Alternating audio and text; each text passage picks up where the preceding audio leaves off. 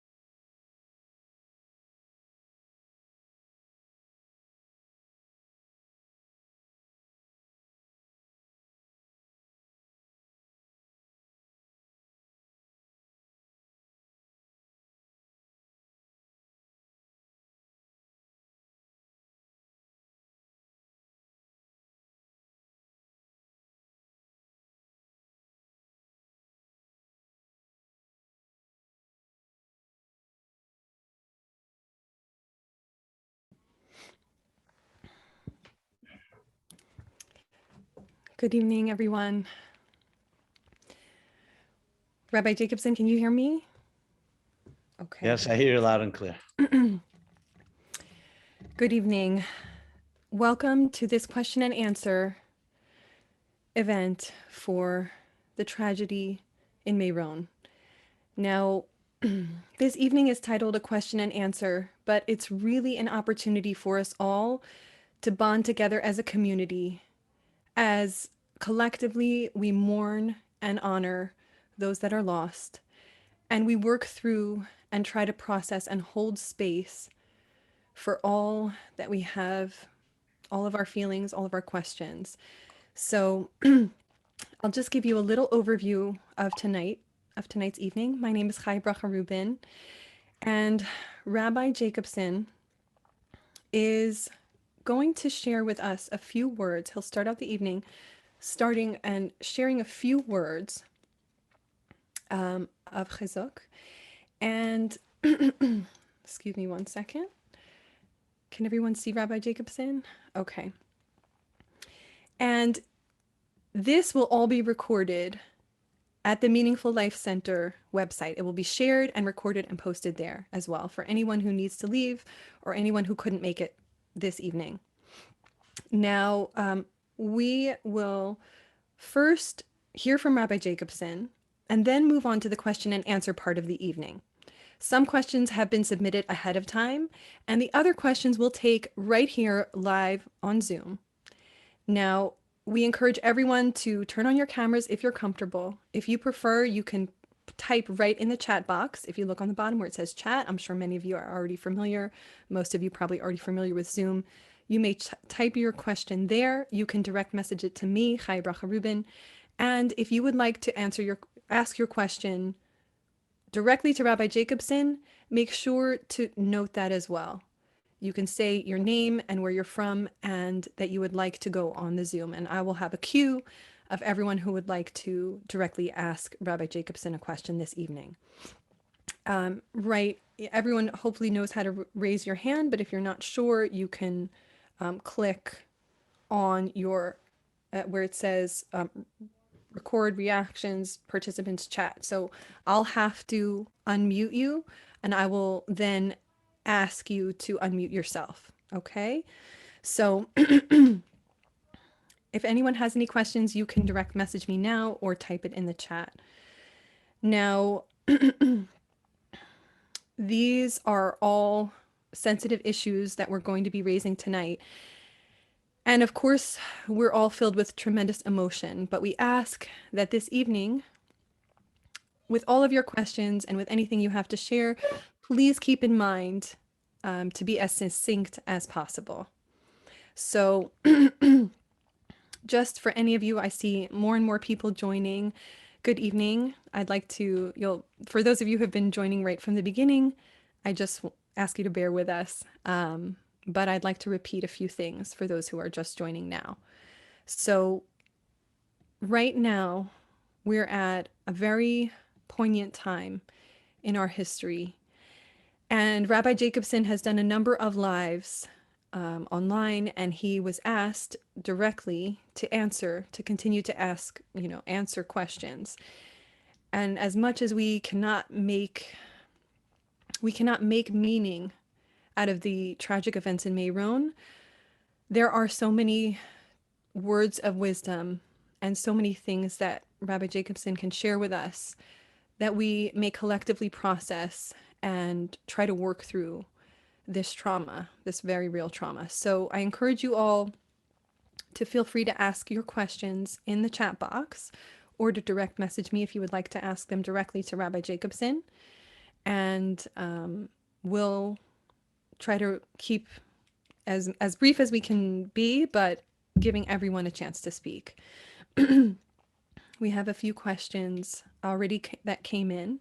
Of course, since we are in the Eastern time zone, we've started this evening, but for anyone who can't join, we will be posting an entire video on all social media platforms, but especially at the Meaningful Life Center website.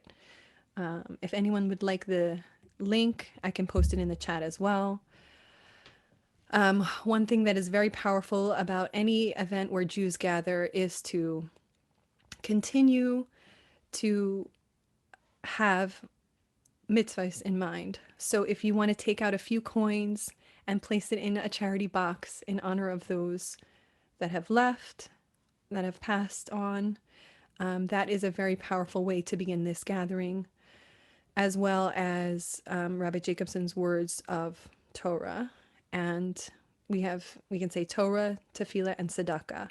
So you can go ahead and do that now as we just wait to get the YouTube set up. We're trying to stream to YouTube as well as this Zoom. So hang on, please hang on tight. And if anyone has any questions, feel free, you can raise your hand or ask right now. So let's see. I see that someone posted in the chat, and I'm going to make sure to keep a track of all these questions that are coming in. Thank you everyone for being here, for taking the time out of your evening to join and to gain chizuk, to gain strength. So again, my name is Chaya Bracha Rubin. So you can see my name in the chat box if you would rather ask your question privately. In the chat box, if you look at the to section, you'll find my name. Just type in Chaya Bracha, Chaya Bracha, and then you can ask directly if it's of a more personal nature. So I think Rabbi Jacobson will be joining us any minute.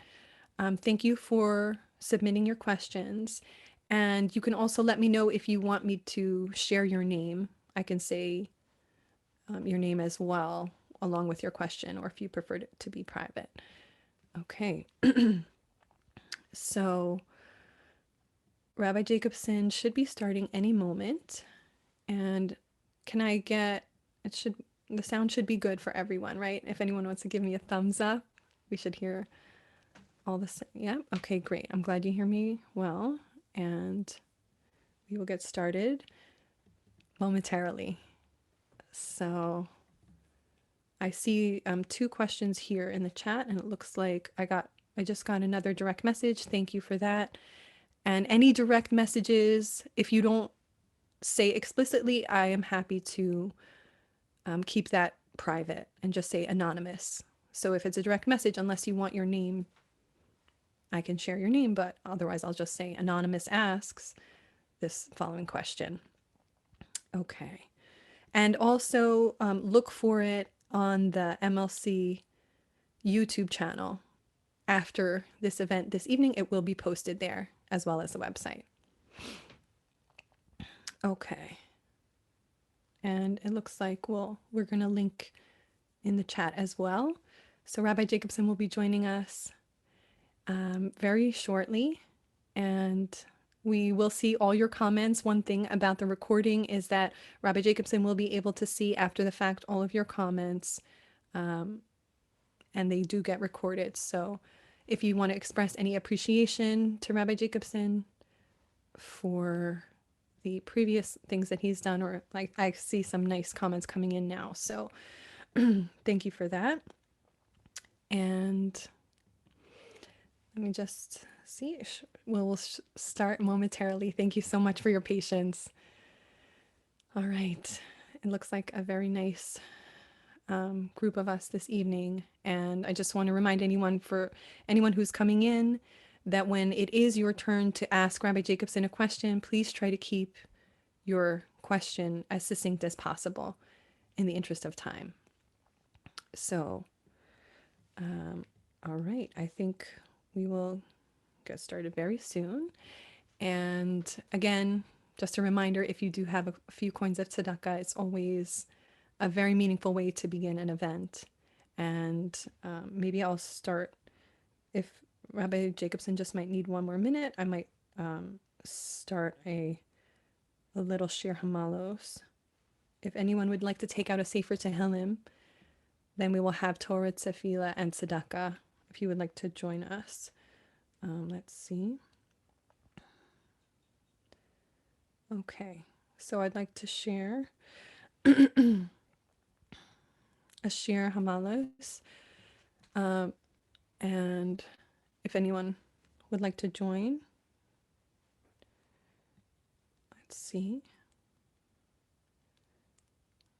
I can actually post a link on Chabad.org, unless I don't know if everyone has a chapter, a Tehillim with them. So we should be able to begin very soon. And if anyone else would like to share where they're from, where they're coming from, or any thoughts of your connection to Rabbi Jacobson, that might be a very nice way to also, for us to continue to feel connected. Again, this evening is not just a question and answer, but it's a time to come together as a community and really feel that we are moving through this and processing this together. So thank you very much. I will try to get a link to a chapter of Tehillim and post it in the chat so we can all say a little prayer for those who have departed and whose memories are so dear. Okay, so let me just get, let's see, probably Kapitel Chaf, which is chapter 20. That is a very powerful one that's often said at gatherings. So I'm going to post the link here as we wait for Rabbi Jacobson. He was just trying to set up the YouTube. Okay, so I just posted, let me hear, actually. I'll post this to everyone. Oh, thank you so much. Thank you for posting that, Isaac. So if you see the chat where it says the link to Kapitel Chaf or chapter 20, we can all share and say this tefillah. Lamnatseach mizmor leDavid, Yancha Adonai biyom tzara, Yisagevcha Shem Elohei Yaakov, Yishlach Ezrecha mikodesh umitzion Yisadeka, Yizkor kol minchosecha, Va'olasecha yidashne Selah, Yitain lecha chelevavecha v'chol atzasecha yamale, Neranana b'yeshuasecha, Ubashem Eloheinu nidgol, Yamale Adonai kol mish'alosecha. Ata yadati ki Hoshia Adonai Mashiach Ya'anehu Mishame Kadsho Bigvuros Yesha Yamino. Ela Varechev Ve'ela Vasusim Va'anachnu B'Shem Adonai Eloheinu Nazkir Hema Karau V'Nafalu Va'anachnu Kamnu V'Nis Odad Adonai Hoshia Hamelech Ya'anenu V'Yom Karenu. And the English we posted in the chat, but it's for the conductor, a song of David. May Hashem answer you on a day of distress. May the name of the God of Yaakov fortify you. May he send your aid from his sanctuary, and may he support you from Zion. May he remember all your meal offerings, and may he accept your fat burnt offerings forever. May he give you as your heart desires, and may he fulfill all your counsel. Let us sing praises for your salvation, and let us assemble in the name of our God. May the Lord fulfill all your requests. Now I know that the Lord saved his anointed. He answered him from his holy heavens with the mighty acts of salvation from his right hand. These trust in chariots and these in horses, but we mention the name of the Lord our God. They kneel and fall, but we rise and gain strength. O Hashem, save us. May the King answer us on the day we call. And Be'ezrat Hashem, with Hashem's help, we will gain strength from this evening. So thank you very much to all who's here. And Rabbi Jacobson, thank you so much. Okay, so are you unmuted? Let me just double check that. Okay. Okay, let's see. All right. Yeah, I'm unmuted. I'm here. Shortly. Okay, let me see here. And you should be able to speak. Okay, thank you. So thank you for your warm opening words. The truth is, I am pretty lacking language to express the profound and overwhelming heartbreak that we're all experiencing. But as our great masters have taught us, that though it may be difficult to speak, it's more difficult to remain silent. There's some power about us coming together a synergy that gives us strength, that allows us to find deeper resources to deal with such a tragedy. It still remains a tremendous shock. Just listening to some of the heartfelt words coming out of the people who survived, family members, father, listening to that father. I mean, it just breaks your heart when he says, please, God, don't take away my amunah, my faith from me. When you hear about the child, literally his last gasps of breath, saying Shema, a prayer, saying, thank you, Abba, thank you, my father. I mean, what can you say? We should never experience anything of this nature, but some of the most powerful and nobility and the dignity of the human condition emerges when you see people under such duress. So here we are, collectively and individually grieving. It's the middle of the Shiva. So I want to begin by saying, Hamokem Yenachem Eschem B'Sech Shar Avlitzin V'Shalayim, the traditional, ancient, and timeless consolation and condolence that we say to all those who grieve, that God should fill the space and console you among all the grievers of Zion and Jerusalem. I want to say a prayer for all those that have perished, that their neshamas, after what they've gone through, they went to celebrate the joy and celebration of Rab Shimon Bar Yochai, that their souls have a particular sacred place wherever they may be before God, that all those that need a refuah shlema, complete healing, should be complete and speedy healing. And the families, I don't know what to say, but they should gather the strength and gain the power to be able to get through this, become stronger than ever. And this should be the last tragedy in our long exile. We should finally merit to the coming of Mashiach and be reunited with all our loved ones. So this is not a time for speeches. I've given my few words. I've spoken different times. Here I felt it's much more about us coming together and sharing, hearing from you. I will try to respond. But before we get into that, I want to say that there's something that's beyond words. We say a prayer when we can't convey words. And one of the ways of saying a prayer is also through a song. So with your permission and blessing, I would like to sing a song, a heartfelt song that has always been very close to my heart from my youngest years. It always captured somewhat the absurdity of life, but also that deep commitment that no matter what happens, we stand strong. So it's a song without words, but it captures sentiments. And I'll sing the song, and then we will go into hearing from you, each one of you. And please, no holds barred. Everything is allowed to be brought up. I'll try to respond to the best of my ability.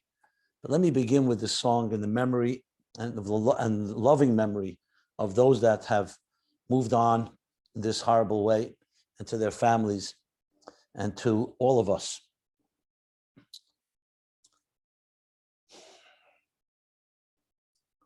Oy hindere na na ya no.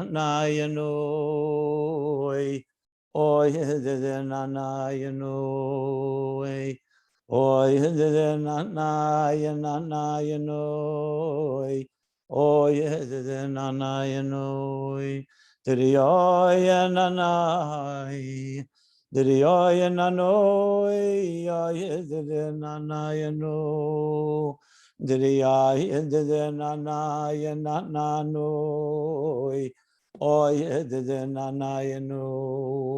diri ay de na no, ay de na no, diri ay na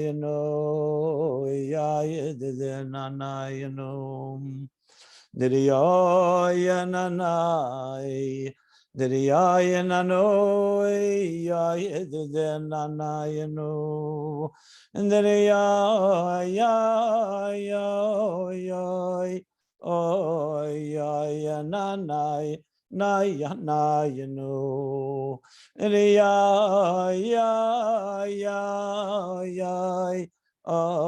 ay na no, ay de na no. And then Nano, yoy, yoy, yoy, yoy.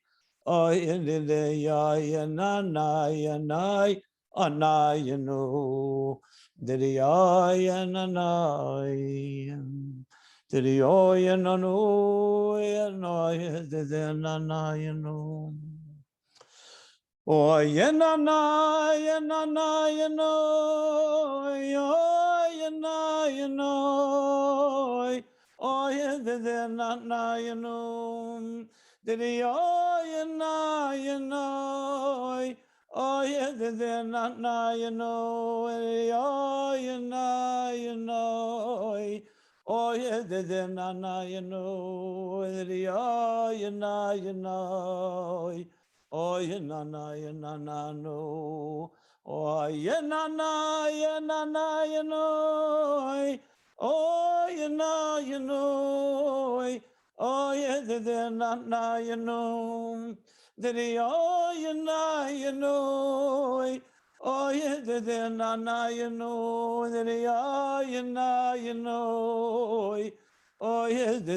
no.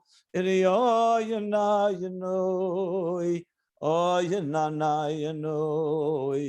Oh, oh, na na, did I na roy, na, did na no, did I no, oh, did I na no. Ya na ya ay de ya na na no ya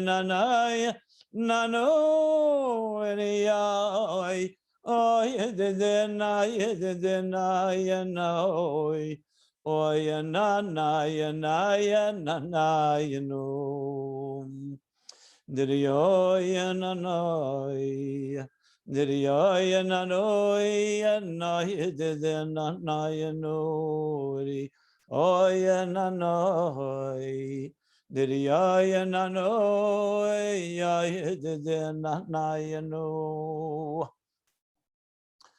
So may our songs and prayers and our coming together and even crying out without answers to these unfathomable questions, may that pierce the heavens alone through all the deepest levels and invoke God's compassion on each one of us, and especially on those that are suffering in such a profound way.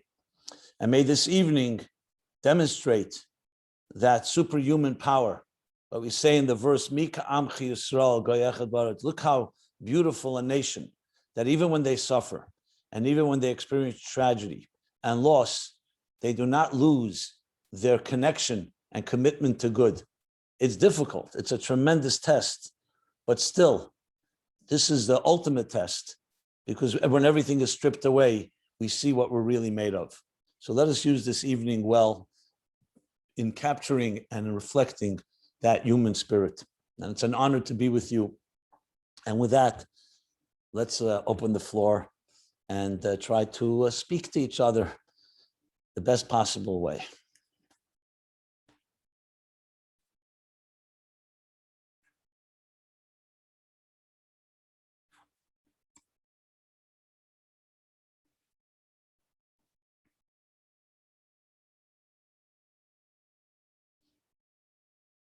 Are we there?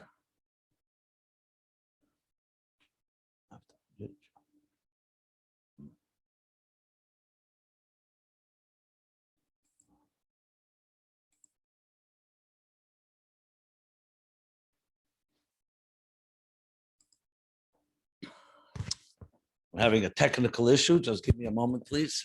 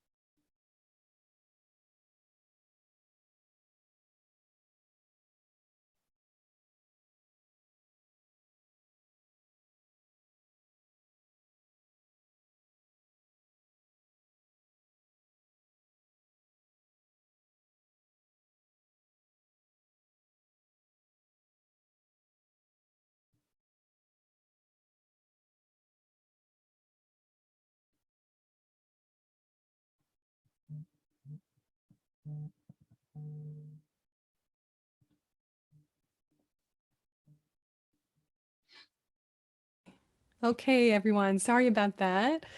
Rabbi Jacobson just had to make me the host again. But I would like to open up the floor. Thank you so much for your patience, everyone. And I would like to open up the floor to anyone who would like to ask Rabbi Jacobson a question directly. We do have a number of questions that have been typed, but it is nice to have that personal interaction. So would anyone like to ask a question? Or we can start with some of the ones that we received via the chat. Okay.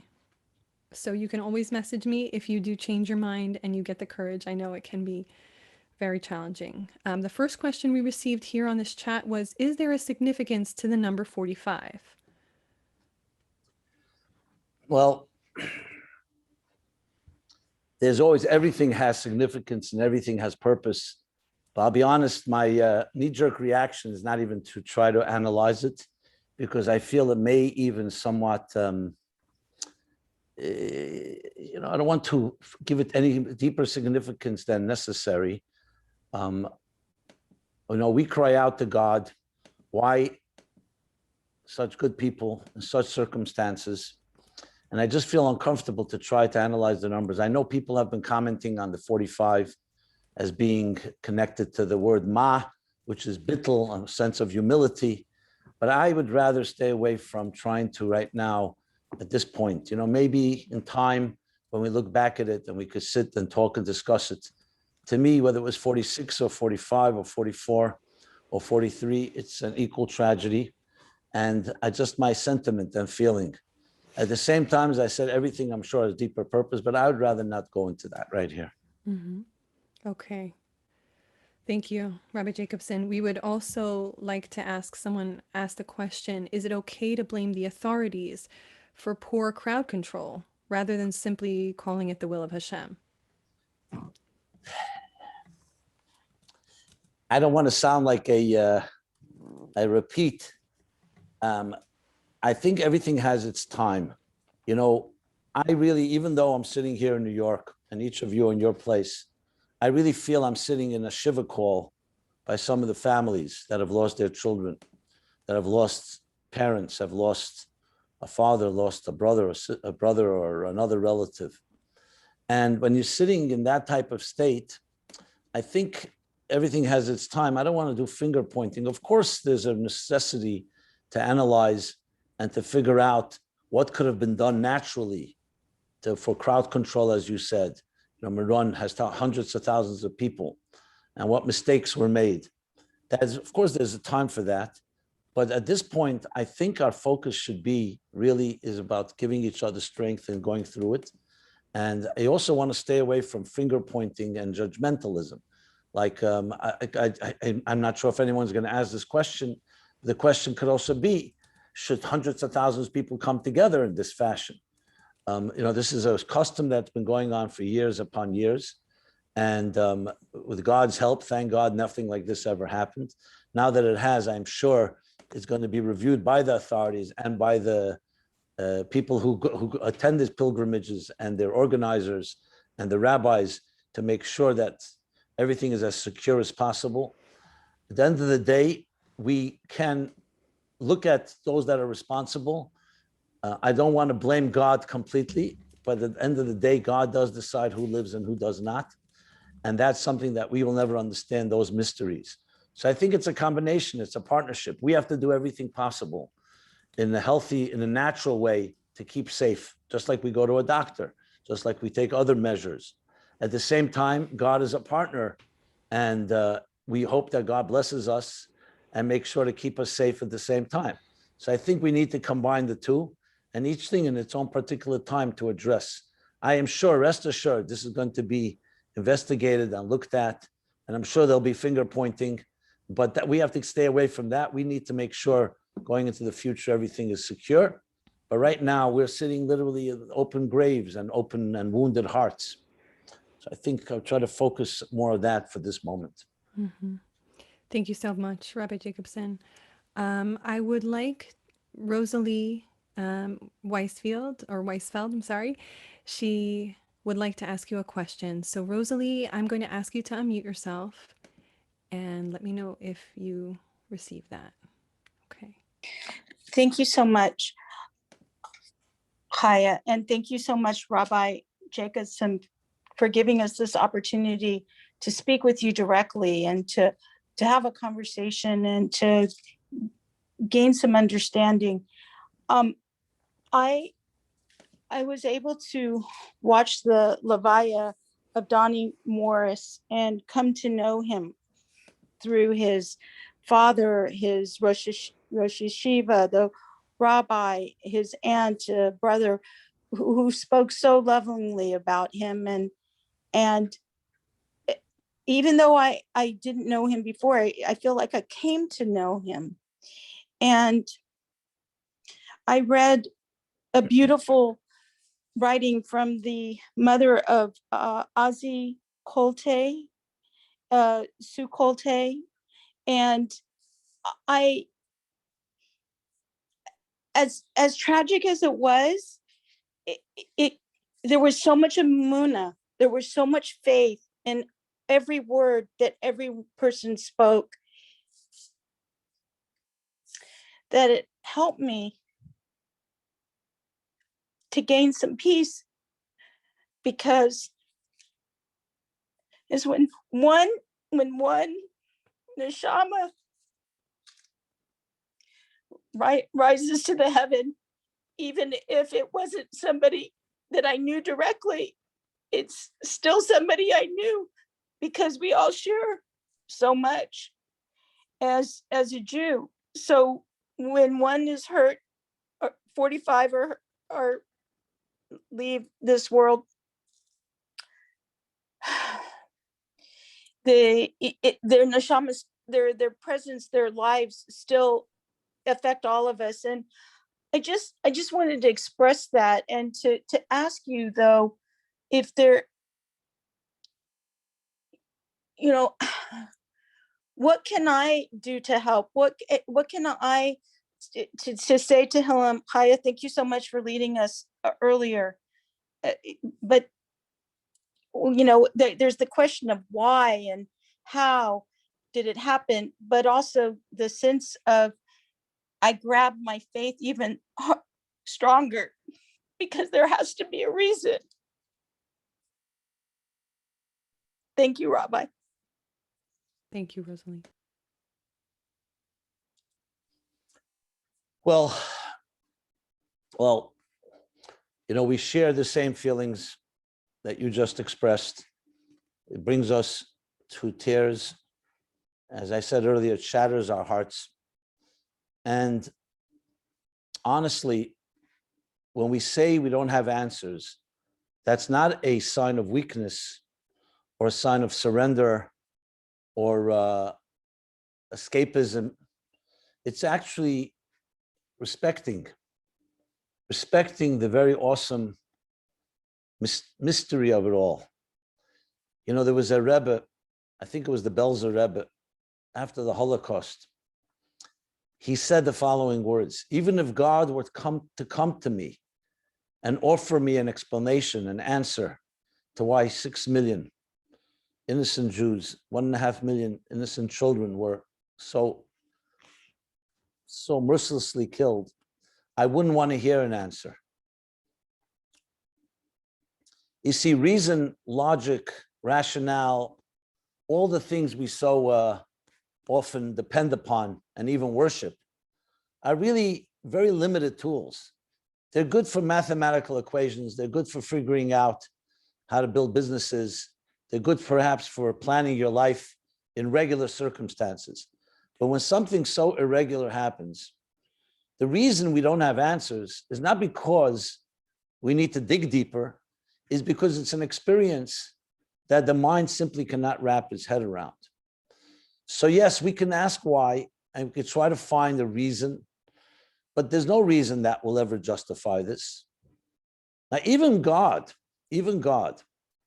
when the 10 martyrs were being brutally killed, and Moses, Moshe Rabbeinu, and the angels came crying to God and said, is this Torah and this is its reward? They were ripping Rabbi Akiva's flesh with metal combs. It was the most horrendous type of murder of the greatest people of the time, the greatest. Rabbi Akiva, Rabbi Shmuel Kohen Gadol. We say the prayer in Eila Esther, these we shall remember on Yom Kippur. And they said, is this Torah and this is its reward? And God responds, quiet, be silent. This is what arose in my will or my thought.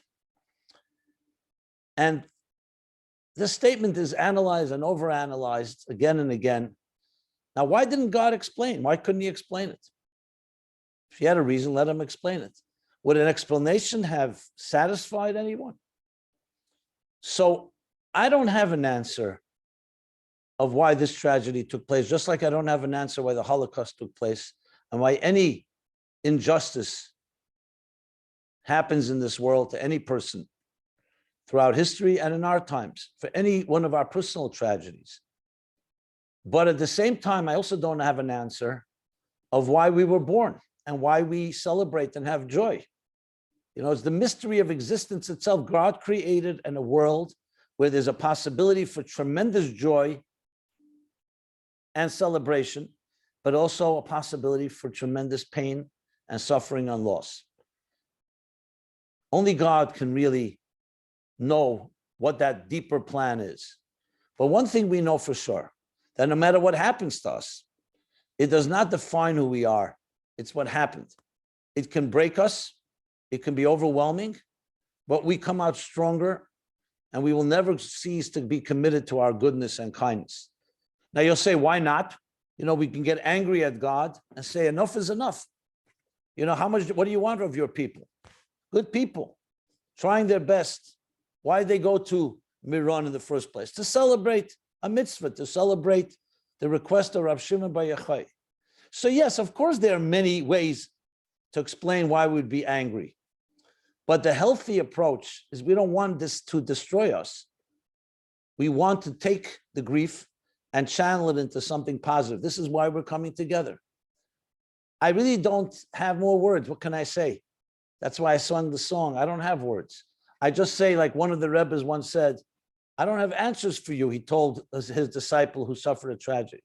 I don't have answers for you, but I can cry with you. And there's something about crying together.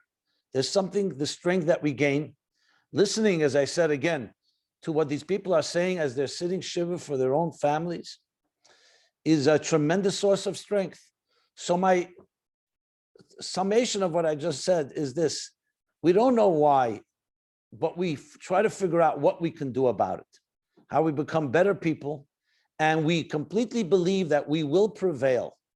We will prevail, and the world will become a better place, and a world that will ultimately eradicate, that all tragedy and all grief and all loss and death and disease will be eradicated. We firmly believe that. I have more to say on this, but let's take some more questions and I'll try to share. I want to share a very interesting anecdote story that happened a number of years ago, but I'll do that in the next segment as we continue on here. Thank you, Rabbi Jacobson. We do have another question from Judy K. Judy, if you're available, I'm going to ask you to unmute yourself now. Okay, let's see. Do you see? Okay. Okay, I think I'm unmuted now. I had difficulty. That's okay, we can hear you. First of all, I want to say to Rabbi Jacobson, we love your Omer app, Counting the Omer. It's just been remarkable how much it touches us. A bunch of us women get together every morning and go over the app together. And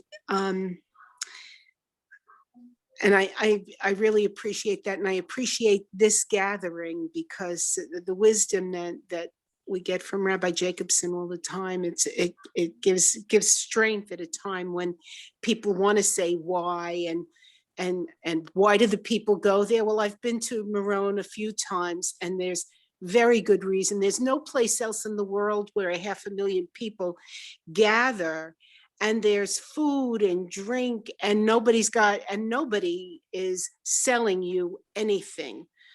It's all laid out because it's a place of Jewish unity. and all streams, religious, not religious, all kinds of Jews are there. We get to see primarily the videos of the more observant Jewish people with such fervor celebrating. And I've been there a few times myself, and each time came away with how different it is than any place else in the world, where they'd be selling you everything Thank you, Judy. I'm just going to say I'm so sorry to interrupt you, because you're right, and you're bringing up some really beautiful points. But just in the interest of time, I apologize. Okay. Okay. Please forgive me if you have a direct That's okay. question. Okay, because what you're saying So- is really important and beautiful, but if you have a direct question to ask, thank you so much. So my direct question was already answered, and that is, there is no why. But it is a day of unity, and this could, I'm thinking that this could be footsteps of Mashiach, God bringing us a little closer by some tragedy. So that's it, and thank you. Thank you, Judy. Thank you for your words. Very touching. Thank you. Okay. And we actually have a number of questions that came in that a lot of people are asking variants of the question of why. So please forgive me if you've asked a similar question, why did children have to be among the victims? I think Rabbi Jacobson did cover that, that's really not our place to ask. But one anonymous person wanted to know, what can we do for their memories, for the people that are not here with us? Well, I want to still elaborate on the why as well and what we can do. So let me address both those. I don't want to correct you, but I wouldn't use the word "it's not our place." The experience of such grief and tragedy does not fit into the parameters of reasoning. So it's not respectful. It's like if someone asked you, let's talk on the positive side. Someone said, why are you in love? Explain to me, why are you in love? Can you give a good rational reason for love? Yes, rationale, the mind, our cognitive faculties can appreciate love, can respect it, but it's really beyond the capacity of pure logic. I don't mean that it's irrational or illogical, but it's not just logical. Love, when you love your child, you love your spouse, you love people, you love them beyond just a reasonable reason, meaning, you know what, if they do so and so, I love them, and if not, it's not conditional, because the commitment is completely there, no matter what. Whether it makes sense or doesn't make sense, love is always in place. Sadly, on the other end of the spectrum, the same is with death and grief and sadness. It's just not in the parameters, not in the structure of reason. So the only thing we can do is face God face to face and say to God, you know what? You created a world where you said that when we behave in good ways, we'll have good lives. But now I see good people suffer. It seems unreasonable suffering. It doesn't seem justifiable in any way. So you're now facing God in a way it plays that's beyond the structures of reason and all the other equations that define so much of our lives. It's actually a very sacred place to be, but it's one that nobody ever wants to go there, because you're dealing with God that's beyond the regular structures of things. So I just wanted to acknowledge that. And I want to share the following, and then I'll respond to the question of what we can do as a continuation. I've shared this a number of times, but I think it's very powerful. I've asked this question to many Holocaust survivors, and including a friend of my father's, and then became a friend of mine, Elie Wiesel. And the question I asked was, is it true that when the Jews marched to the gas chambers, they would often be heard singing a song called Ani Mamin, I believe with complete faith in the coming of Mashiach. And though he may tarry, he may be delayed, I still believe. Is it true? So he answered, Mr. Wiesel, Elie Wiesel said to me, he wasn't near the barracks were kept at a distance from the gas chambers, even though everyone knew what was happening. But he said very often, however, in the barracks, You would hear in the morning, in the afternoon, in the evening, in the middle of the night, a prayer, a Shema Yisrael, sometimes a Kaddish, sometimes one song, and sometimes this song of I believe with complete faith. So I said, with all respect, I'm an American boy. I didn't go through anything close to that. But I wonder, and I am asking as a skeptic, so to speak, isn't it sound somewhat absurd that a time, the darkest time in Jewish history, where God literally was completely concealed, allowed his people to be massacred in such a way, an inhumane way, shouldn't the Jews have been justified to be really upset and angry at God? And instead they're singing his praises and saying Kaddish and hallowing his holy name. Doesn't it seem like, it doesn't seem normal? So the response I heard from him and from others, that first of all, it's true, Jews are not always that normal. Okay, but beyond that, the statement was, it wasn't denial. They knew where they were going to their deaths and the most horrible way. It wasn't escapism. It wasn't fantasy. It was actually the most powerful declaration that a Jew could make, that a human being could make. And that is that you may take our bodies, but you can't take our souls.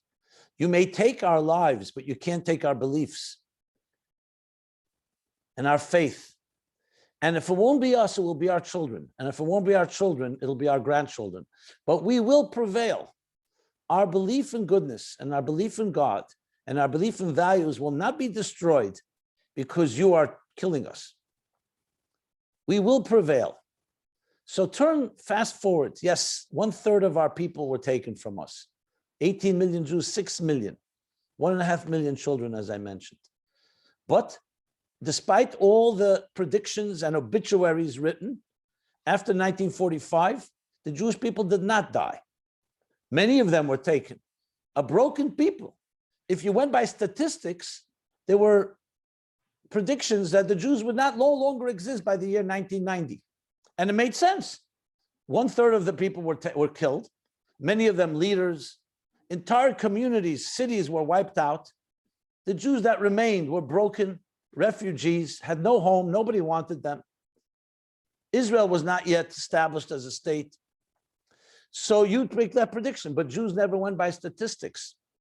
They went by something that transcends statistics. It's a supernatural and superhuman belief in the very goodness of things. And what happened? Grandchildren and children of the Nazis, Yamach Shemam, changed their names. They hide their identities. They don't want anyone to know who their grandfathers are or grandmothers. And the Jews, their children and grandchildren, built communities, both in Europe and the United States, in Israel and all over the world, and are proud. And what do? They would not only do we remember those 6 million, we've built institutions in their names. So this is this better than the answer why it happened? I don't know why it happened, but I know what it resulted in. As the verse says in the book of Exodus, Shmois, Kashayana Esam, as the Jews were afflicted, Ken Yirba v'Chen Yifritz, in direct proportion, they thrived and they flourished. So this brings me to the answer to the initial question. What do we do? For every person who was taken, not only do we remember them and remember their names, and we never forget who they are, we now have to fill their shoes. What would have happened to each one of these 45, the trajectory of their lives that was so cut off prematurely? They would have built families, some of them. Some of them already had families. They would have gone on to do great deeds and good deeds and mitzvahs. So it's not enough just to remember them. We now have to double and triple our good deeds to fill the void. Hamokam Yenachem Eschem, I mentioned. There's space. There's a space missing in their families, but there's a space missing in the world. So our job is to fill the shoes, fill and be their arms and legs, since we are blessed with life and God has given us life. What are we going to do? Right now, we make the determination this evening and tomorrow, and frankly, it's been done. Look at the thousands, if hundreds of thousands, or even millions of good deeds and charity and unity that is coming out of this. Now, no, it's not a justification. We all wish it wouldn't have happened, but nothing less than doubling and tripling for every tragedy, we have to do so much more in joy and in celebration and in unity. And unity is a big one. Once and for all, let this be a wake-up call to create tremendous, unprecedented wave of Avos Yisrael and Achdus Yisrael, love, unconditional love and unity. That would be a tremendous tribute to these individuals and to all of us. And you can go on the list. I'll give more suggestions as this evening goes on, but we can continue to do whatever is possible. Each one of us in our own way, be creative, but initiate. Don't wait. See it's hurting you. The hurt should be a catalyst to doing something positive, and maybe more than one thing positive. And I'll finally say, this is the best lesson to our children. We will remember this year, 2021, Tafshin Pei Aleph, 5781, as we will remember 5780, this past year. And our children are watching us. How do we respond to tragedy? Yes, we cry out. We are in collective mourning, individual mourning, but we also have taken this and become far better people.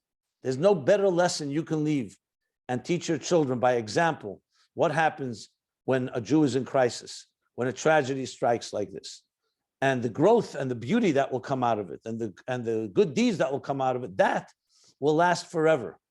The pain will subside, but the growth will be forever, and we will prevail, and hopefully as quickly as possible, that we don't have to wait any longer. Amen. Thank you so much, Rabbi Jacobson. Another anonymous person asks, how do I still believe in the power of Tehillim and prayer when so much has been said and the outcome does not change? They also wrote that Hashem has his master plan. So, there's an understanding that this is a painful thing to grapple with. Yeah. Well, what comes to mind is, if you may all remember Mrs. Waxman in Israel. It was a number of years ago, I'm not sure how, maybe 20 years ago. It was her son that was captured by terrorists. And of course, Israel does not negotiate with terrorists. So the demands were great. They wanted to negotiate. Meanwhile, the Israeli intelligence found out where he's hiding, where they have him hidden. All of Israel was praying and saying Tehillim, led by Mrs. Waxman, saying Tehillim and praying for him. The Israeli army did find out where he was, but they came a minute late. When they stormed in to the hiding place where the terrorists were hiding this young man, they killed him before the Israelis could save him. So, of course, it was a tremendous mourning and grief in the entire country. But some Israeli journalists, I guess a little more abrasive than appropriate, asked Mrs. Waxman and said, what happened with all the prayers, with all the Tehillim, the Psalms? Now, everybody was saying Psalms, and look what happened. Your son was not saved. And this was, how anyone could ask a grieving mother that question is another story. But this is what she responded. Listen to this Kiddush Hashem, sanctifying God. This is what she said. She said, yes, calmly, composed. She said, yes, we prayed. We said Psalms, and God heard them all. He hears all prayers. And he listened well, and his response was no. That's how she replied. And we accept that. Now, this was not an act of, she's a grieving mother. She cried well over her son. But the demonstration of such aplomb, of such dignity, the fact of the matter is, we're told our prayers do have impact. God listens to every prayer, as we understand that, and God hears it well. How God responds is not always the way we understand. Sometimes he'll respond exactly as we expected and what we wanted. Great. But sometimes his response may be not the way we imagined. And sometimes the response is seen later, over the time, over years, why God responded his way. Remember, faith is not some childish crutch where you just say, it's all in God's hands, I throw up my arms, we're nobodies. That's not true. Faith is not passive. Faith is aggressive, actually. The greatest men and women of faith, Abraham, Sarah, Moshe Rabbeinu, the list goes on. They challenged God on every step. When when Pharaoh was bathing in the blood of Jewish children, Moshe Rabbeinu didn't say, oh, Pharaoh's about, he blamed God. He pointed an accusing finger at God and says, why are you doing evil to these people? And when even this wicked city of Sodom was being destroyed, Avram is arguing with God, Hashefet Kalash, the judge of the entire world, is not doing justice. Faith is challenging God, demanding justice, and saying to God, you're the one that promised us that goodness will prevail. We're calling upon you. We invoke God's very verses in the Torah to challenge God. But at the same time, faith has another side to it. After we've done everything we can possibly do, whether it's through prayers or efforts or psalms, everything, at the end of the day, there's one God, and God decides. And we accept that decision, even if it's not the way we expected it, even though we cried and argued with God. That's the paradox of faith. It goes, both come together. It doesn't always sound rational, but it does come together. And that's where really healthy people grow, because they absolutely fight tooth and nail, even with God. But then they understand that God is ultimately the final say, and God ultimately is utter goodness, even though we may not understand it. And we will continue to argue and fight until we prevail, like Moshe Rabbeinu did, 80 days, arguing with God to forgive the Jewish people. And for that, we have the holiest day of the year, Yom Kippur. So practically speaking, what we need to do is we need to act, increase in goodness and kindness as much as possible, as I've mentioned before, even more than the negative that has happened around us. Thank you, Rabbi Jacobson. We would just like to, again, remind people that if you do want to ask your question directly to Rabbi Jacobson, the floor is still yours. We have a number of questions to still work through, but feel free. If you would like to take the opportunity, you can raise your hand or direct message me if you want to ask your question on video. Otherwise, we would like to address the question. Should I feel selfish for thinking that my relatives who were in Meron, who were spared when other people are mourning, meaning, how can I relate? How can I accept this? How do I be so grateful to Hashem, but yet also deal with the tremendous tragedy as well? So how do I respond when other people are mourning, but yet this man in particular was feeling so grateful and relieved? The Talmud tells us, and I believe one of the questioners pointed this out, we are all one organism, like one body. There's a right arm, a left arm, different organs, different limbs, different systems. And one complete body is, every part of the body is interdependent on the others. So if God forbid, one part of the body, even a small toenail, is hurting, it hurts the entire body.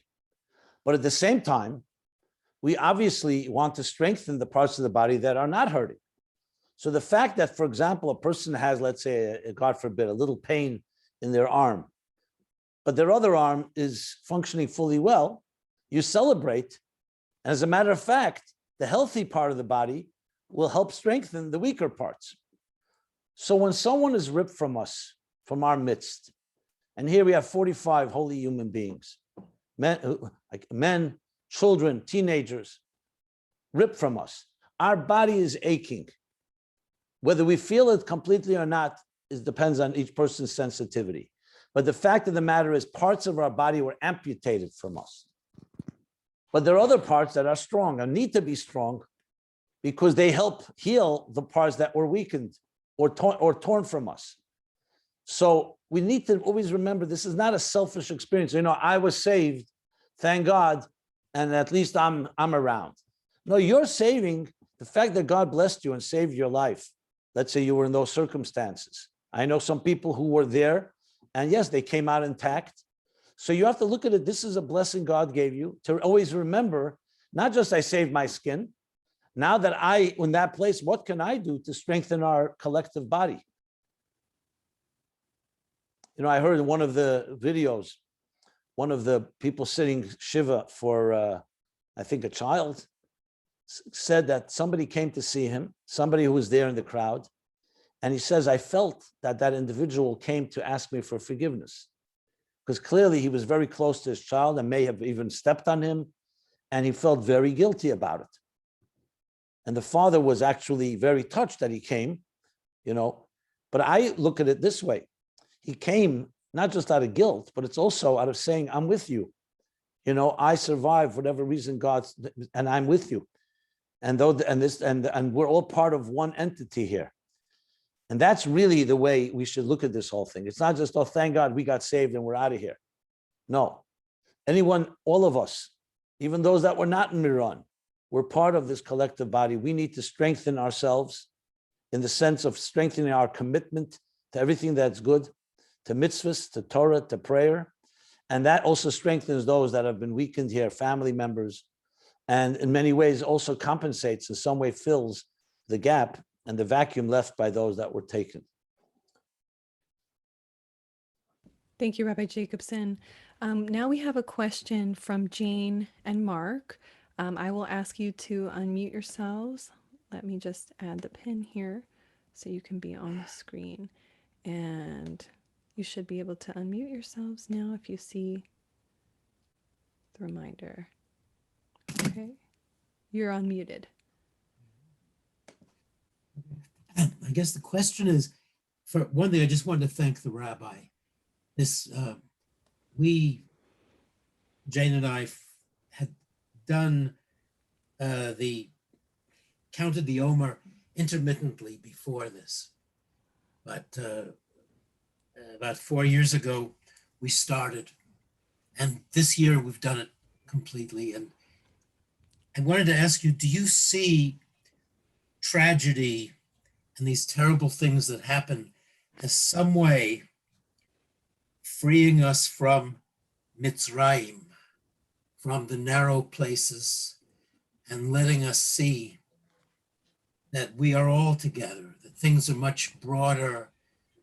And, you know, I know you can say it much better than I can. And I just want to, again, thank you, Rabbi. This is so wonderful that you're doing this. Thank you. Yes, look, it's hard to deny that we are right now in a period of actually mourning in general. Before this Meron tragedy, the days between Passover and Shavuos is counting the Omer. And one of the reasons we don't celebrate weddings and play music and do other leisurely things is because we're remembering the 24,000 students of Rabbi Akiva that perished in this period due to them not respecting one another. So it's unfortunately the same period of mourning, and now we have something really to mourn about that's in our own time, sadly, terribly sadly. So what you're just referring to, I think, is a good way to put things into context. Now, when the Jews left Egypt, which was a few weeks ago, already 5 weeks ago, we celebrated the Yetzias Mitzrayim and the Exodus from Egypt. Then we count 49 days. That leads us into Shavuos, the receiving of the Torah. The 49 days are seen as 49 days of preparation, refining ourselves. They did not respect one another. We learn to respect one another more than ever. We refine our characteristics, our personalities. We try to improve who we are. We look introspectively into each aspect of our personalities, the chesed aspect, the love, how we discipline, which is the 49 days of refinement. And now that we have this unwanted, to put it mildly, this terrible catastrophe, now it really has woken us up. So the fact that we are in these 49 days of refinement, preparing to receive the mandate of God at Sinai, coming from the exodus from Egypt, as you pointed out, Mitzrayim, Egypt, refers to all forms of constraints and limitations and inhibitions and fears. And yes, including the pain that we suffer and the grief of all loss and tragedy. So the 49 days that we are in right now are really meant to build us up, to rebuild our lives.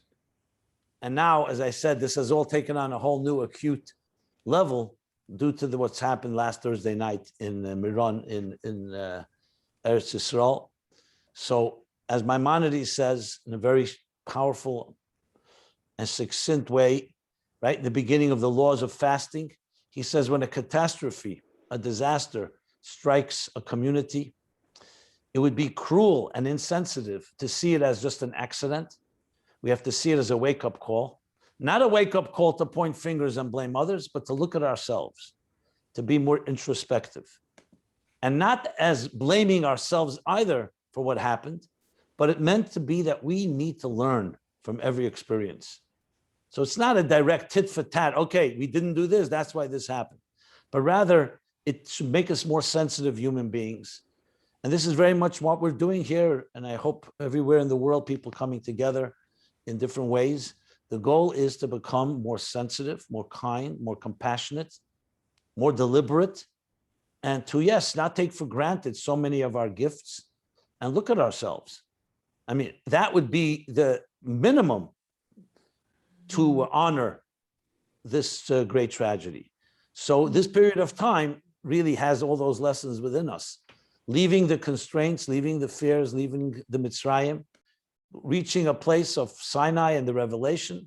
And in between is our work on ourselves, introspection, soul searching, refinement, character development, and everything it takes to become better human beings, and how you speak to another, and controlling our anger, controlling our other vices, and allowing our virtue to become more powerful than our negatives. Thank you, Rabbi Jacobson. Now, this was a question that was submitted earlier today by Chana. So Chana says, Dear Rabbi Jacobson, thank you for having the special program to address the Meron tragedy. On a daily basis, I work on my emunah and betachon. I study and restudy in good hands the collection of the Rebbe's letters and talks on the topic. I frequently study Shar HaBetachon of Chovos HaLevavos and other books on betachon. I do tend to get anxious, yet this week I'm having more anxiety symptoms than usual. Getting nauseous easily, having nightmares, and just having those feelings of sadness and malaise. And so she continues that she's trying to direct her energies in a constructive way and do things in memories of the Kedoshim. She's davening, and she's davening for healing for everyone. And she's doing all these things that she feels the Torah, or she's learned, or that the Torah is recommending to her, so to speak. So she says, my brain knows the best answers the Torah gives us, but the feelings aren't going away as fast as I'd like. She says, it sounds a little crazy. I know Hashem gave us this tragedy, and here I am trying to control by what's by definition out of my control. But the bottom line is, she's asking, is there anything I can do to speed up the grieving and healing process? And it's similar to another question that was asked this evening, with a person just feeling that they're unable to move on, and they're just really having if they simply can't move on, they can't stop thinking about how horrible it all was. So what, if you can shed some insight, we would love to hear. Thank you so much. Absolutely. I mean, this is a very, all the questions have been excellent, but this is a question that's so universal about any challenge we have when we feel paralyzed emotionally, psychologically. And as much as we know we should be moving on or being able to free ourselves, we just get completely debilitated and demoralized. So I will just share some of, I don't want to call it trade secrets, but some tips that are based on Torah thinking that's time tested, goes back thousands of years. Remember, we're a people that individually and collectively have suffered greatly. So what gave the Jews the fortitude? How did they have that resilience to be able to make it through? First Egypt, and then the destruction of the first temple and the second temple and everything in between, over and under. And then the persecutions through the Crusaders, the Inquisition, the pogroms, and ultimately the Holocaust. And of course, individually, And this is something I deal with and work with a lot because I really sincerely believe what I'm going to share now, at least briefly, is very much a true formula that all people who suffer in any way, seeking recovery from trauma, from abuse, can learn from the Jewish people who are here almost 4,000 years and have developed a time-tested formula. And that it comes down to a few things. I'm going to mention a few key points. Number one, we can never do it alone. You know, we may think we're self-created people, self-sufficient. I'm an entrepreneur. I could solve all problems. That works when things are going routinely and regularly. When something strikes us that's more powerful than us, the vital component is you have to hold on to something greater than yourself. Some people call it faith. Some people call it betach, trust. Some people call it connection. In the words of Rabbi Meron, he said, when you're tied above, you don't fall below. In other words, we need something to hold on to. They say when the Blazhener Rebbe was in the concentration camps, he had with him a chassid. Some of his chassidim, his followers were there. This particular camp, every one of them had their own cruelty. The commandant in this camp had this game, this cruel, horrible game he would play, quote unquote. He would have the Jews dig these wide trenches. And then the game began with music playing and all that. Whoever can jump over the trench lives, whoever cannot will be shot. And one of the chassidim, one of the students of the Rebbe said to him, Rebbe, enough is enough. How much is unbearable? How much can we deal with, take? Let's just allow ourselves to die, go back to God, and that's that. And he said, no, as long as we have even our breath to breathe, we need to continue to fight to live. The game, quote unquote, began in the havoc and the mayhem. No one knew who lived, who didn't live. Well, the camps were liberated a little while later, and to their surprise, the chassid and the Rebbe meet elsewhere, some town, and they're shocked that they both made it. So the chassid says to his Rebbe, how did you jump over the trench? You're not a young man. How did you have the strength to jump? He says, I closed my eyes. I held on to the coattails, the kapota, the coattails of my holy father, my holy grandfather, my holy great-grandfather, my holy great-great-grandfather. And then he turns to his student, his disciple. He says, what about you? You're also not that young. How did you jump? He said, I held on to your coattails. So number one is that we must have somewhere we connect to a strength greater than ourselves. That's what happens during a storm. Which tree remains standing? The ones with deep roots that are connected to something more than they are. That's one.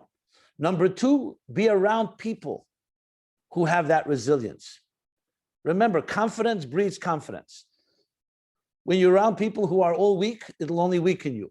It's vital to have friends, a support system, and others that have either gone through the fire and become stronger, or generally have that optimistic approach. And finally, point number three, the last thing you want to do is isolate yourself and be ruminating and depressed over whatever tragedy happens, in this case, this tragedy. You need, as much as difficult as it may be, you need to pick yourself up and go help other people. The only way we do not allow emotions to destroy us is when we become proactive. You influence, then you don't allow those emotions to control you. I am brokenhearted as any one of you. Yet I've been trained that in a time like this is what we do. We come together, whether we're in the mood of it or not, and we strengthen each other. Do we have answers? No, we don't have answers to many things, but we still need to help each other. And when you help someone, even when you're in a broken heart and you're not in the mood of it, that itself brings light into your spirit and helps you get through the grief. Now, all these things are not that easy to do, but these are critical. These are three things that each one of us must do. It's the only way to get through times that are so difficult like we are experiencing now. Thank you, Rabbi Jacobson. We just have another question. Someone here on the chat that would like to ask their question via video. Farideh, if I'm pronouncing that correctly. would you like to turn on your video? I can ask you to start your video now, or if you just want to ask by audio, just remember to please keep your questions succinct. If you can, you know what? Maybe I'm asking you to start your video or to start your audio. I don't know if you should see a notification on your screen. Otherwise, we'll circle back. Okay. So another question is that there seems to be a gezerah. This question actually came in via email as well by a man named Yehuda. And he says, Bekitzer, like in short, he says that there seems to be this question that we can understand that Hashem perhaps had this divine decree and that these people were meant to pass away. And we can accept that. But why did Hashem have to carry out this decree in such a painful or horrific way? And someone else asked a similar question, couldn't they have passed on in their sleep, for example? So why did it have to come through in such a tragic, painful way?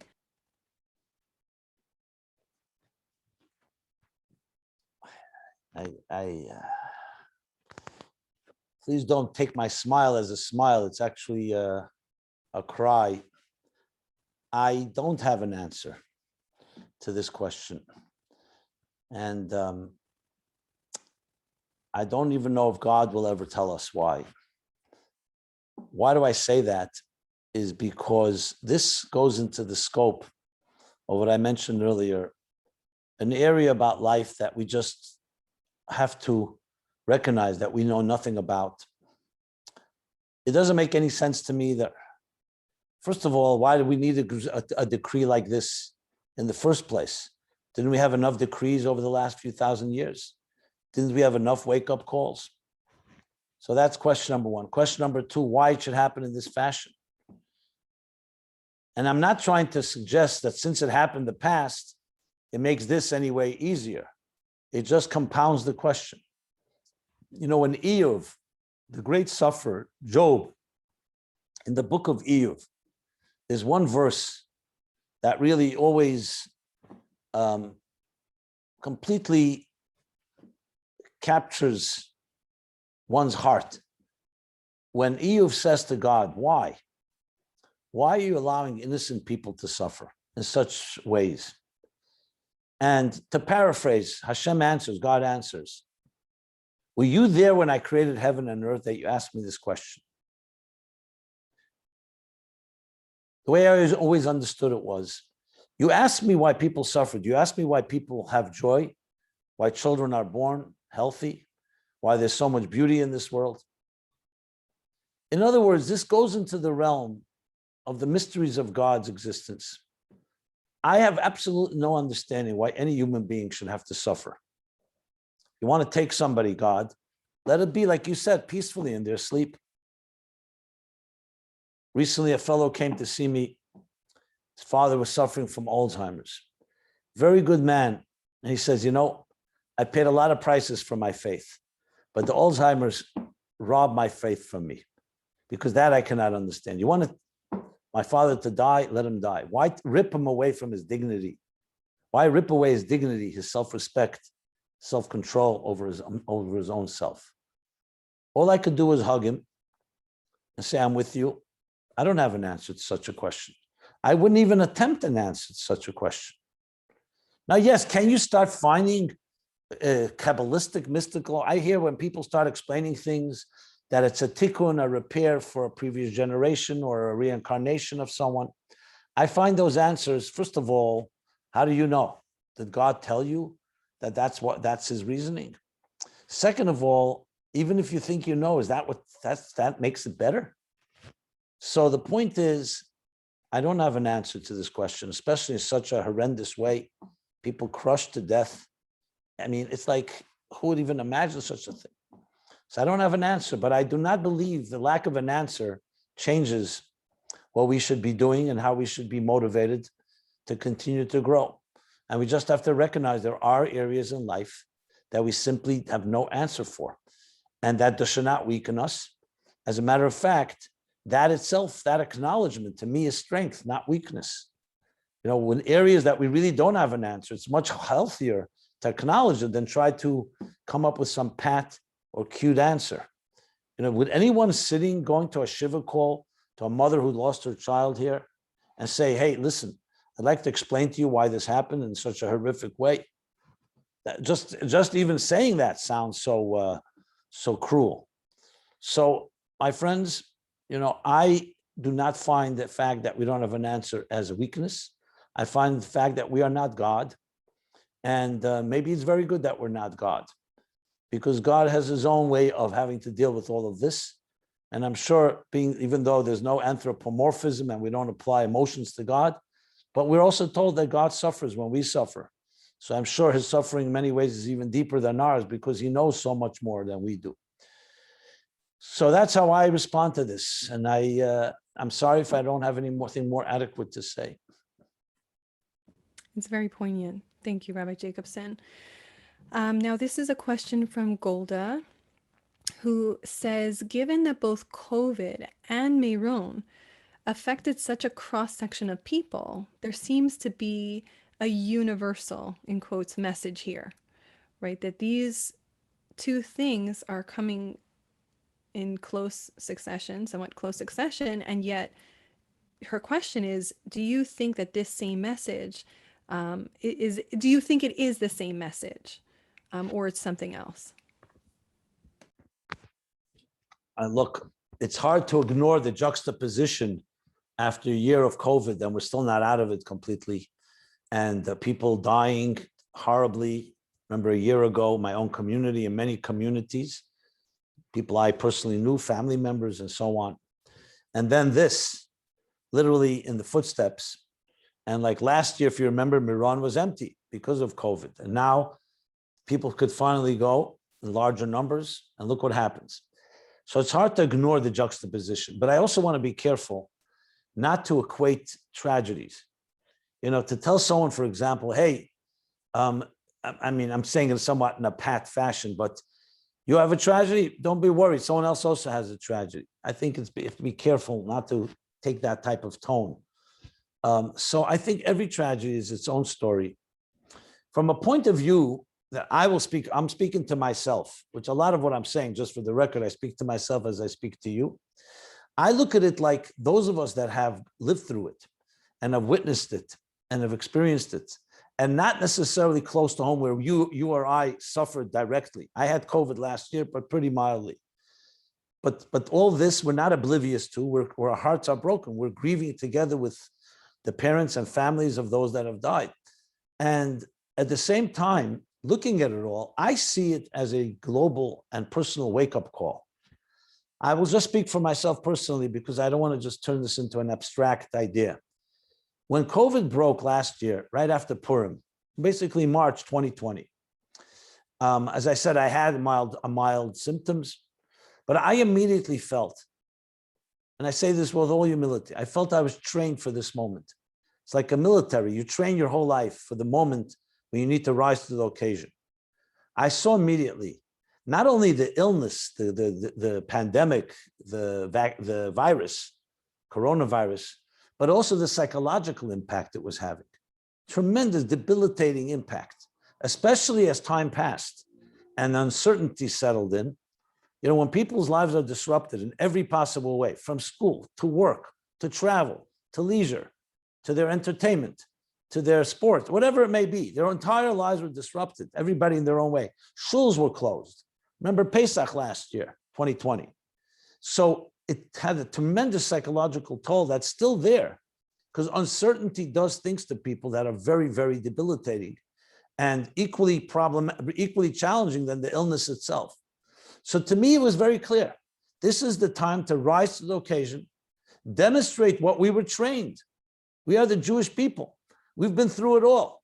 We learned how to thrive through challenges, how to grow. And to me, in doing anything less would not be doing a justice to all our parents and grandparents who suffered so greatly for us to have free, prosperous lives today. So when I see this happening in the spirit and right in the footsteps, right, following or within COVID, to me, the wake-up call is now compounded exponentially so many times over. I honestly, I say it in a very sincere way. I think anything less than a global revolution, a global pandemic of goodness and kindness, anything less would not do justice, would not be acceptable. Things like this that happen, first on a COVID level, which was so global, and now this that drove so closely to home, requires us to create a revolution of good that's more powerful than the grief that we're experiencing now.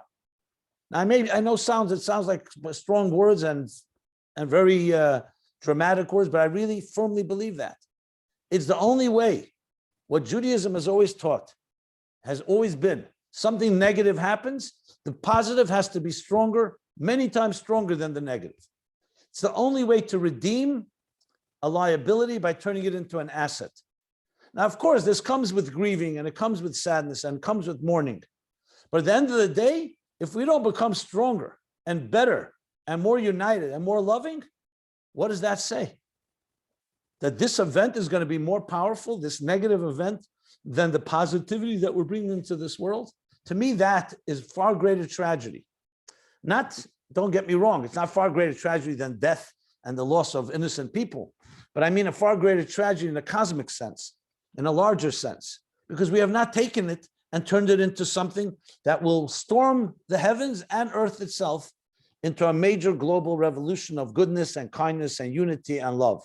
And this, all of us are responsible for. We can't be looking to others and saying, well, we're the leaders, where are the community leaders, where are the teachers, the rabbis, the scholars? No, this is a grassroots effort. We're all crying, so we all have to also learn how to turn this into a tremendous surge of goodness and not just rely. Just like the crying is collective, so too has to be this type of revolution. That's how I look at the whole picture. Thank you so much, Rabbi Jacobson.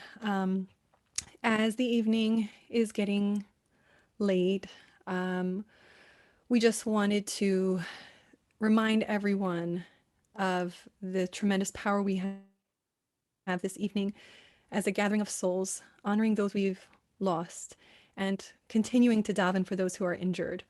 So thank you so much, Rabbi Jacobson, for your time. And thank you to everyone for being here. And Rabbi Jacobson, if you would like to close with some final words, I'm sure we would all appreciate even perhaps a niggin, as you shared so powerfully that music can express so much more that our words cannot. So thank you. Thank you again, Rabbi Jacobson. Sure. Well, I am personally overwhelmed by this evening. First of all, the turnout and the questions and just being together with you, even though this isn't person to person physically in one room, but I feel our hearts are one and our souls are one. And I want to say that I'm committed to continuing this type of journey with you. So I'm sure there are more questions and more things to share. So I see no reason, and just speaking out loud right now, I didn't even plan it, that maybe we should do a follow-up if people really want that. I'm happy to do it. I'm not happy to do it. I should say I am honored to do it. So that's on a practical level. On a deeper level, I want to reiterate and just sum up what I said. I believe that we have now, even though it came in the way that none of us wanted, a historic opportunity, which human nature is such that these moments dissipate. Let's be honest, human nature is time passes. The families will never forget, the families that have lost loved ones. But many of us will move on. And it would be a disgrace and a terrible if we did not solidify our commitments now and make sure we create permanent change. I can't tell you the secret formula to that. It's hard to do because as time passes and we don't have that same passion or the same even grief, what's driving us? That's why I believe when you make commitments right now and say, you know what, I'm going to make a commitment to do something new that I've never done before. initiate a new class, initiate maybe some effort of goodness, of chesed, of kindness. Use your minds, each one of us. Let us put our heads together. Maybe one of the resolutions from this come together is we'll create a forum. Let's suggest ideas. Suggest ideas that each one of you can submit. I will submit, we'll all submit. And let's turn it into a movement. And I'm open to hearing any idea and happy to join, participate. It doesn't have to be everything formal, it can be informal. But that to me is what I think is the most challenging thing. How do we turn this into something that's perpetual? That we can look back and say that 2021, Lag BaOmer, Tafshin Pei Aleph, yes, a great tragedy happened. But a year or two later, Mashiach surely will come. But a year or two later, here are initiatives that grew out of that and that we remember, look what happened. Here, look what great things people have done in that spirit that have lasted. So that's what I would suggest. Let's put our heads together in that context. And then finally, on a personal, emotional note, to me, all of this brings out a deep love for each one of you, deeper than ever. Obviously, a deep love to the families, though I don't know most of them. Some I know a little, some I know in passing through others. But a deep love, because at the end of the day, we're all neshamas. We're souls. Each of you, myself, every one of you, is a soul that God sent to this world. And most of it is 99% a mystery. Where is your soul before you came to this world? Where will it go in its future? It's a mystery. But we're here in this world and we get sometimes so preoccupied and so consumed and overwhelmed by the material existence, by survival. And sometimes it's petty. Sometimes it's nonsense. Sometimes you look at things and say, what is that compared to matters of life and death like we're experiencing now? But then suddenly we're sent a wake-up call, something that shakes us up, a crack in the system, disrupts things, and it's meant to wake us up. And a wake up that you recognize, there's a deeper truths. You and I, each of us, is an ambassador that God sent to this world, ambassador of light, of love, of kindness. And that's why you're here. You're not here just to eat and sleep and make a lot of money and enjoy life. You're here to bring light to this world. God would not have taken your soul from such a beautiful Gan Eden and paradise and put it into such a harsh and cruel and hostile world if it weren't for a purpose that was greater than that beauty up in heaven. And what's that greatness? To take darkness and turn it to light. That is our mission. Each of us has to find a way to do it through our personal skills, whether it's communication skills, whether it's people skills, whether it's ideas, whether it's implementation, whether it's chesed. Each of us has a unique personality, and we have to learn how to be that unique ambassador of the light that you give off and transform the darkness of this world into light, into divine light. That is the most important message of all. So, as I began with a niggin, I'll conclude with a niggin. And you know what? I don't even want to call it a conclusion. Let's call it only a break between one farbrengen and the next. A small break, like they do by Hakafis. We say Ad Kan Hakafa Aleph.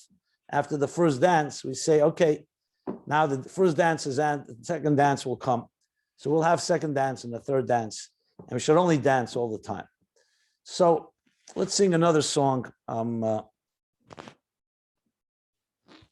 sing a song which also evokes both the challenges of life and the hope and optimism of getting through darkness to a deeper place. So this song has 3 sections to it.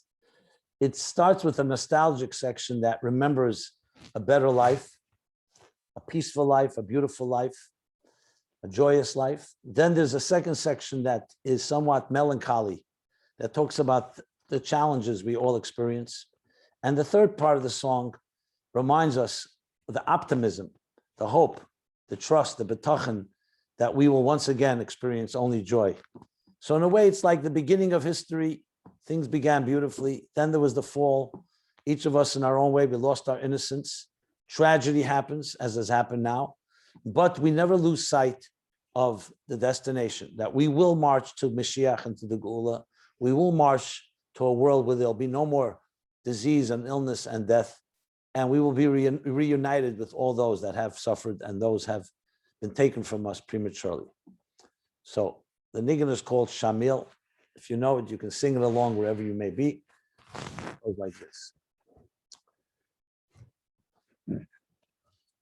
Yo ya no ya no ya no ya na ya no ya na ya na ya no no ya na ya na ya no oh ya no yo ya na ya na ya na ya na oh ya na ro ya na ya na oh, yana, yana, ya no.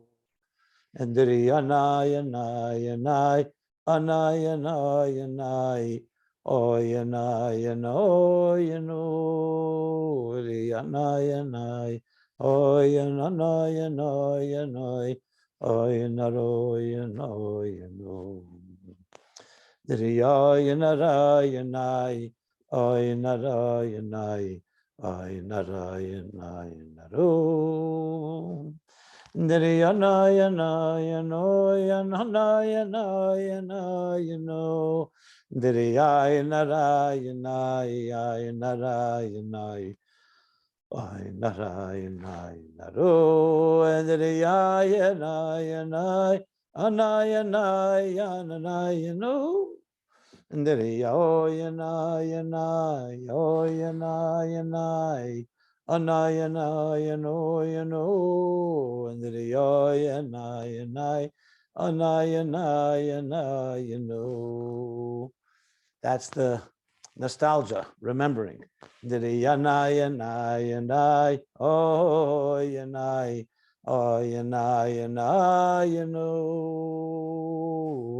Yana yana yana I did it yana oh yana yana yano did yana yana yana yana oh yana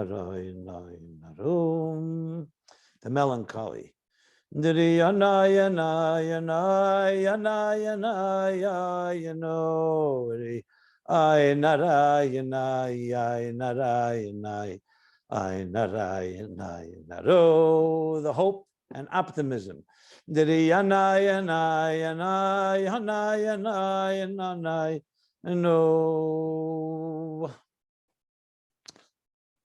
you, everyone. On my behalf, thank you to our great moderator. Thank you for all of you with your questions. And please stay in touch. Any further questions, do not hesitate to write to us, to comment. And we'll try to plan, if need be, another connection like this. You want to conclude? Chaya bracha. Thank you so much, Rabbi Jacobson. And we would just like to say that this itself is a form of healing, gathering, being strengthened by each other, with each other, and including positive resolutions moving forward. Thank you so much, Rabbi Jacobson. We'll